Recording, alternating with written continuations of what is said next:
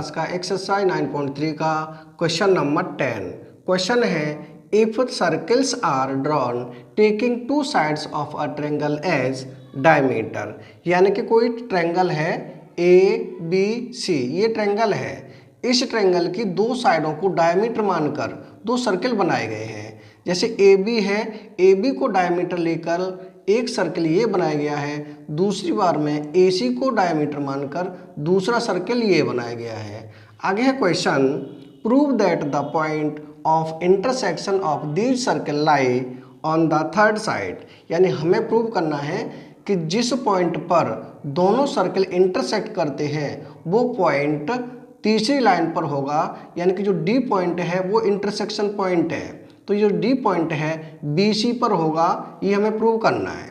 इसके लिए हम देखेंगे जो बड़ा सर्कल है, बड़े सर्कल की जो डायमीटर है वो है AB। AB इस पूरे सर्कल को दो पार्टों में डिवाइड करती है, तो ये दोनों पार्ट हो जाएंगे सेमी सर्कल, और सेमी सर्कल में बना एंगल हमेशा 90 डिग्री का होता है, यानी ये एंगल बन रहा है सेमी सर्कल में, यानी कि एंगल ADB, ये वाला एंगल ये बनेगा 90 डिग्री का। क्यों? क्योंकि ये सेमी सर्कल में बन रहा है, तो इसे हम लिखें यहाँ पर, यानी कि एंगल ADB इक्वल टू हो जाएगा 90 डिग्री। ब्रैकेट में लिखेंगे एंगल इन सेमी सर्कल, यानी कि सेमी सर्कल में एंगल बन रहा है इसलिए ये 90 डिग्री का होगा। इसे हम माने इक्वेशन फर्स्ट।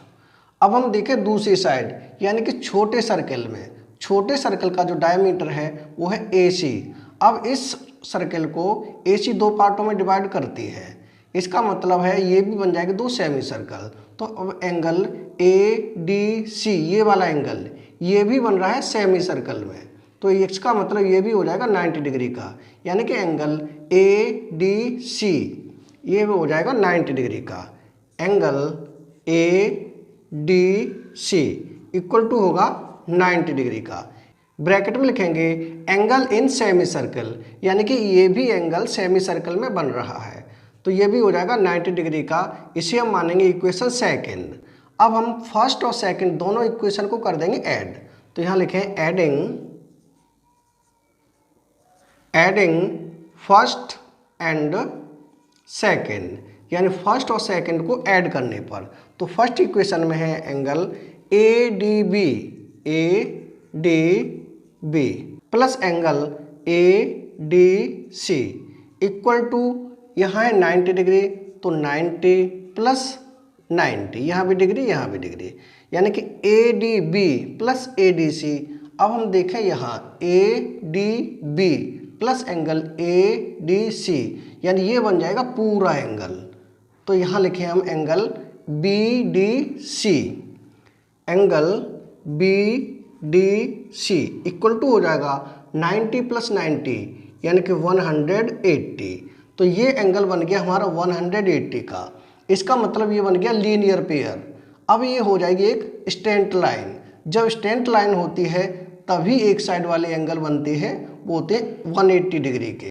तो इसका मतलब हम कह सकते हैं BDC is a straight line, तो यहाँ लिखें, तो हम कह सकते हैं BDC is a straight line, यानी कि BDC है वो स्ट्रेंट लाइन है, एक सीधी लाइन है। अगर ये सीधी लाइन है तो D BC पर होगा, इसका मतलब हम लिख सकते हैं D लाई ऑन BC, यानी कि D BC पर होगा, यानी D है BC पर होगा। यही हमें प्रूव करना था, जो कि प्रूव हो चुका है, यानी क्वेश्चन नंबर 10 कंप्लीट हो चुका है।